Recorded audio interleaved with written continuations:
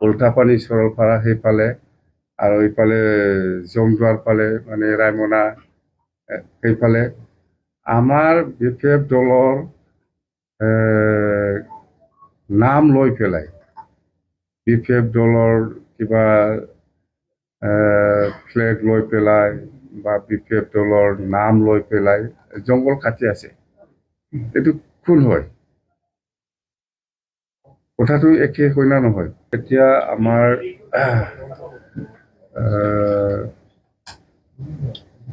অহা 5 তাৰিখত আমাৰ যিটো বিপিএফ দলৰ যিটো মাছ গেডাৰিং হ'ব, সেইটোলৈ জনাব লগা কথা আছে। মুঠতে আমি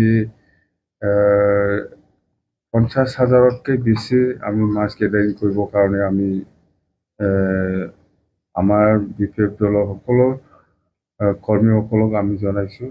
আৰু উদ্দেশ্যটো হ'ল যিহেতু ইলেকশ্যনো আহি আছে, 2026 এছেম্বলি ইলেকশ্যনো আহি আছে আৰু আমি এতিয়া নতুন চৰকাৰ BTC তো এই হিচাপে অহা 5 বছৰত আমি BTC বাকী ৰাইজৰ কাৰণে সকলো জাতি জনগোষ্ঠীৰ উন্নয়নৰ স্বাৰ্থত আমি কেনেকৈ কাম কৰিবলৈ কাৰণে হাতত লৈছে সেইবিলাক গোটেই কথা আমি শান্তি, ইউনিটি আৰু ডেভেলপমেণ্ট সেই মেছেজটো আমি দিব বিচাৰিছোঁ সকলো ৰাইজক। যিহেতু আমি নিৰ্বাচনৰ সময়ত সকলো জাতি জনগোষ্ঠীকে বিভিন্ন প্ৰতিশ্ৰুতি আমি দি আহিছোঁ, সেইটো আমি কেনেকৈ ইমপ্লিমেণ্ট কৰিম, সকলো দল সংগঠনৰ লগত আলোচনা কৰি পেলাই আমি বহুত প্ৰতিশ্ৰুতি দি আহিছে, সেইবিলাক আমি কেনেকৈ এই 5 বছৰত ইমপ্লিমেণ্ট কৰিব পাৰিম, এইটো গোটেই কথা আমি সকলো ৰাইজক আমি জনাম বুলি এই যিটো মাছ গেডাৰিং যিটো ৰেলী প্ৰগ্ৰাম সেইটো আমি কৰিছোঁ। আৰু ছেকেণ্ড কথাটো হ'ল এই নমিনেটেড 6জন নমিনেটেড মেম্বাৰ, এইটোলৈ কিছু বিতৰ্ক চলিছে। এইটো আচলতে যেনিবা এটা কোচ আৰু এটা ৰাজবংশী এনেকুৱা মেনশ্যন কৰা আছে। সেইটো যদি আইনগতভাৱে যদি সেইটো যদি ৰাইট নহয়, বেআইনী হৈছে, তেতিয়া সেইটো আমি গভৰ্ণৰ ডাঙৰীয়াক বা অসম চৰকাৰক আকৌ ৰিকুৱেষ্ট কৰি পেলাই সেইটো আমি কাৰেক্ট কৰিবৰ কাৰণে আমি ইতিমধ্যে আমাৰ মাজত আলোচনা হৈছে। যিহেতু আমি দিছিলোঁ যেনিবা হেমপ্ৰভা দেৱীক আমি ভাবিছিলোঁ যে শৰণীয়া কছাৰী হিচাপে আমি দিম বুলি। তো ইয়াত নটিফিকেশ্যনত এনেকুৱা আহিছে কোচ হিচাপে। তো ইয়াত আমাৰ অলপ আমাৰ মাজত ভুল বুজাবুজি হৈছে, এইটো আমি সমাধান কৰি ল'ম। তো কোচ ৰাজবংশী হিচাপেতো আমাৰ পৰমেশ্বৰ ৰায় আছে, আৰু আকৌ কোচ হিচাপে হেমপ্ৰভা দেৱী বাইদেউক নমিনেটেড কৰা হ'ল। এতিয়া সেইটো লৈ অলপ আমাৰ মাজত ভুল বুজাবুজি হৈছে, এইটো আমি কাৰেকশ্যন কৰি ল'ম। যদি ভুল হৈছে এইটো আমি আইনগতভাৱে আমি চাম, যদি কেঞ্চেল কৰিব লাগে আমি কেঞ্চেল কৰিম, এইটো স্পষ্ট কথা। বিভিন্ন মহলৰ পৰা এইটো ৰিয়েকশ্যন আহি আছে। কোচ ৰাজবংশী এটাই জাতি, কিন্তু নমিনেশ্যনত নটিফিকেশ্যনত কোচ হিচাপে এজন আৰু ৰাজবংশী হিচাপে এজন আহিছে, সেইটো আমি কাৰেকশ্যন কৰি ল'ম। আজিৰ ভিতৰত আমি আলোচনা কৰি ল'ম অসম চৰকাৰৰ লগত, এইটো ঠিক হৈ যাব। আৰু আমি অহা 5 তাৰিখত যিটো বিপিএফ দলৰ যিটো মাছ গেডাৰিং, ইয়াত আমি যদি যিহেতু আমি NDA হিচাপে চৰকাৰ চলোৱাৰ নিচিনা হৈ আছে এতিয়া, সেইকাৰণে বিজেপি দলৰ কৰ্মকৰ্তাসকলকো আমি আহ্বান জনাইছোঁ, ইহঁতেও যদি আমাৰ এই ৰেলীত যদি অংশগ্ৰহণ কৰে আমাৰ ক'ব লগা একো নাই, কোনো আপত্তি নাই। সেই ধৰণত আমি আহ্বান জনাইছোঁ। নিশ্চয় আহিব, বিজেপি দলৰ বহুত কৰ্মকৰ্তাসকলেও নিশ্চয় আহিব। আমি যিহেতু আহ্বান জনাইছে, স্পেচিয়েলি এই প্ৰগ্ৰামটো হ'ল বিপিএফ দলৰ, তথাপিও আমি বিজেপি দলৰ কৰ্মকৰ্তাসকলক আমি আহ্বান জনাইছোঁ যে আমাৰ ৰেলীত যদি যোগদান কৰিব ইচ্ছা আছে যোগদান কৰিব পাৰিব বুলি। নাই দুজন ইএমটো এই যে মই যে অলপ আগত কৈছে ইয়াত অলপ কাৰেকশ্যন কৰিব লগা আছে, সেইকাৰণে আমি আজি দিব নোৱাৰিলো, সেইটো কাৰেকশ্যন কৰি ল'ম, বাছ ইয়াৰ পিছত আমি ইএমটো দি দিম। পঠাইছো এডিশ্যনেল বাজেটৰ ক্ষেত্ৰত এডিশ্যনেল বাজেট মানে আমাৰ SD বাজেট এপ্ৰিললৈকে চলাবৰ কাৰণে আমাক অসম চৰকাৰে দিছে 250 crore, সেইটোৱে।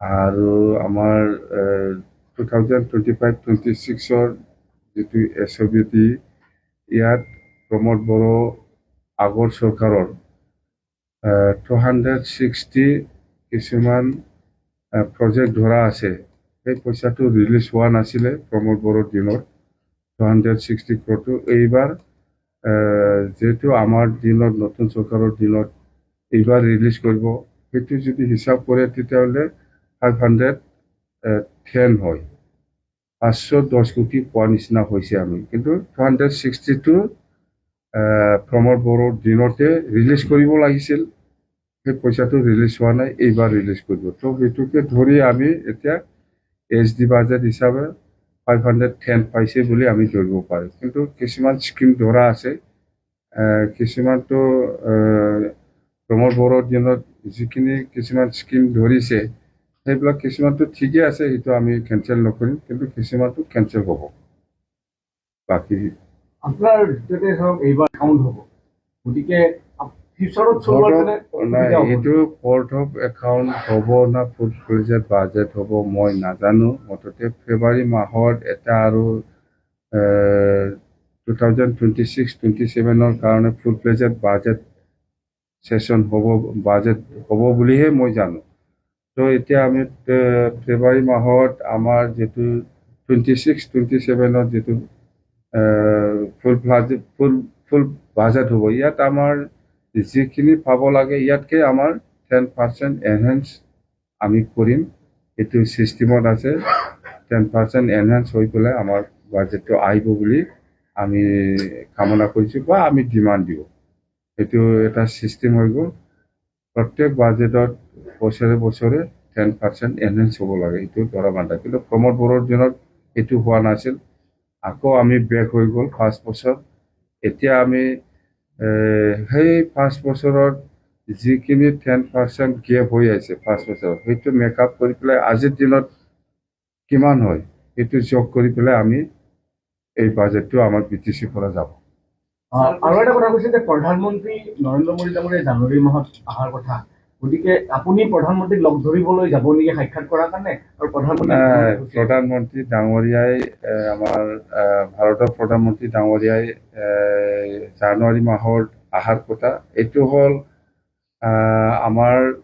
আমি যেতিয়া নেকি BTC চুক্তি কৰিছিলে 2003 চনৰ 10 ফেব্ৰুৱাৰী, ইয়াত আগত যিখিনি আমাৰ আলোচনা আছিলে, যেনিবা Indo Bhutan national highway, Kokrajhar to Gelephu railway, আৰু পাঠশালা টু এইফালে নাংলাম ৰেলৱে, আৰু ৰঙিয়া টু চান্দজংকাৰ ৰেলৱে ষ্টেচন হ'ব লাগে, এইবিলাক প্ৰপ'জাল আগতে দিয়া। কিন্তু আজি এইটো খুব আমাৰ কাৰণে খুব ভাগ্য ভাল বুলি আমি ক'ব লাগিব। মুঠতে আমি যিমানটো জানো, জানুৱাৰী মাহত প্ৰধানমন্ত্ৰী নৰেন্দ্ৰ মোদী ডাঙৰীয়াই এই ৰেল কোকৰাঝাৰ টু গেলেম্পু যিটো ৰেল লাইন, সেইটো অপেনিং কৰি পেলাই ফাউণ্ডেশ্যন কৰি পেলাই যাব। আমি সাক্ষাৎ কৰিব যাব নেকি প্ৰাইম মিনিষ্টাৰ খুব সোনকালে? নাই, এনেকুৱা প্ৰগ্ৰাম নাই। যদি দৰকাৰ আছে যাব, কিন্তু আজিৰ দিনত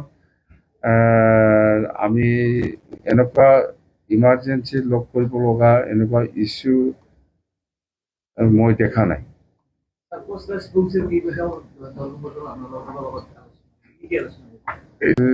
আক্ৰাছৰ পৰা মোক অলপ আগত লগ কৰি পেলাই গৈছে। আলোচনা এটাই যে কোচ ৰাজবংশী বা আদিবাসীসকলৰ যিটো জনজাতিকৰণৰ ক্ষেত্ৰত আমি আগত যিটো NOC দিছে, ইয়াতে ভাল থাকিলে ভাল, সেইখিনি কথাটো কৈছোঁ মই ইয়াৰ পৰা। আৰু মই কৈছোঁ আগত যি ষ্টেণ্ড দিছে ইয়াতে মোৰ ষ্টেণ্ডটো ভাল থাকিব। কথা সেইটোৱে, জনগোষ্ঠী দিয়াৰ ক্ষেত্ৰত আমাৰ কোনো আপত্তি নাই, কিন্তু এক্সিষ্টিং ঠাইবিলাক একো ক্ষতি হ'ব নালাগে, সেইটোৱে আগত যে আছে সেইটোৱে। ইয়াত এজেঞ্চিও আগবাঢ়ি যোৱা নাই, এজেঞ্চিও পিছোৱা নাই। মই কথা সেইটোৱে। আপোনাৰ বৰমাত 5 তাৰিখে মাছ ৰেলী, তাৰপিছত 26ৰ নিৰ্বাচন আহিব, 15টা আসন আগতে ৰণনীতি। ৰণনীতি আমাৰ NDA হিচাপে হ'ব। গোটেই অসমত NDA হিচাপে 126টা চিট আছে। 126টা চিটত আমি একেলগে চিটটো বিতৰণ কৰি পেলাই কোনটো চিটত কোন সমষ্টিত BPF খেলিব সেইটো আজিৰ দিনত আলোচনা কৰা নাই। মুঠতে আমি BPF দল হিচাপে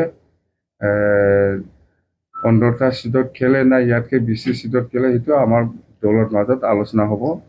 মুঠতে আমাৰ প্ৰিপাৰেশ্যন ভাল। আমি কৈছোঁ যে BTC নিৰ্বাচনৰ যিটো প্ৰচাৰ, এই প্ৰচাৰৰ সময়তো আমি BTC-বাসী ৰাইজৰ কাৰণে কি কৰিম নকৰিম সেইবিলাক গোটেই কথা আমি প্ৰচাৰ কৰিছে। এই হিচাপত আমি আজিলৈকেও একে ষ্টেণ্ড, আৰু আমি অতি সোনকালে ৰাইজক যেনেকৈ আমি কৈছোঁ যে 2005 চনটো ভিত্তি কৰি পেলাই সকলোকে মাটিৰ পাত্তা দিয়া যাব, সেইটো আমাৰ ষ্টেণ্ড আজিলৈকেও আছে। আৰু আমি প্ৰত্যেক চাৰ্কেল আমাৰ ৰিটায়াৰ্ড মণ্ডল বা ৰিটায়াৰ্ড খানাগড় ইহঁতক নিযুক্তি দিয়া হৈছে। অতি সোনকালে ইহঁতে কামটো আৰম্ভ কৰিব, কথা সেইটোৱে। আৰু আমি যেনিবা ইয়াং ল'ৰা ছোৱালীসকলৰ, বেকাৰ ল'ৰা ছোৱালীসকলৰ কাৰণে 100 crore ব্যৱহাৰ কৰিম বুলি কৈছে। সেইটো আমি বাজেটত ধৰিছোঁ। এইটো আমি ফেব্ৰুৱাৰী প্ৰথম সপ্তাহতে আমি আৰম্ভ কৰিম। আৰু গৰীব দুখীয়াসকলৰ কাৰণে আমি 50 কোটি ধৰিম বুলি কৈছিল। এইটো আমি অলৰেডি ধৰা হৈছে। আৰু সেল্ফ হেল্প গ্ৰুপৰ কাৰণে 50 কোটি, সেইবিলাক চব মুঠতে ইলেকশ্যনত আমি যিটো কমিটমেণ্ট দিছে সেইটো আমি কাম কৰিম। আমি পিছুৱাই যোৱা নাই, কথা সেইটোৱে। অৰুণোদয়টো প্ৰমোদ বড়োৰ দিনত বহুত ফিল-আপ কৰি গ'ল। কিছুমান ডাবল আছে, সেইবিলাক কেঞ্চেল হৈছে বুলি আমি জানো। মুঠতে অৰুণোদয়ৰ ক্ষেত্ৰত আমি জাষ্ট চাব পাৰিছোঁ কোনটো সঁচা কোনটো মিছা, সেইটো আমি কাৰেকশ্যন কৰি আছোঁ। বহুত কেঞ্চেল হৈ গ'ল। প্ৰমোদ বড়োৱে মানে যিসকল মানুহে পাব লগা ব্যক্তি, সেইখিনি মানুহে পোৱা নাছিলে। মানে ইলিগেল আৰু কি, মানে পাবৰ কাৰণে যোগ্যতা নাথাকা মানুহসকলক ইহঁতে নাম দি পেলাই গৈছিলে, সেইবিলাক অট'মেটিক আমি কেঞ্চেল কৰিছে। মুঠতে বহুত অসম চৰকাৰৰ আণ্ডাৰত বহুত স্কিম আছে, বহুত প্ৰজেক্ট আছে। মুঠতে আমি নতুনকৈ পোৱা নাই। প্ৰমোদ বড়োৱে কাম কৰি যোৱা কিছুমান আধৰুৱা কাম, এইটো আমি এতিয়া ফিল-আপ কৰি আছে, সেইটোৱে।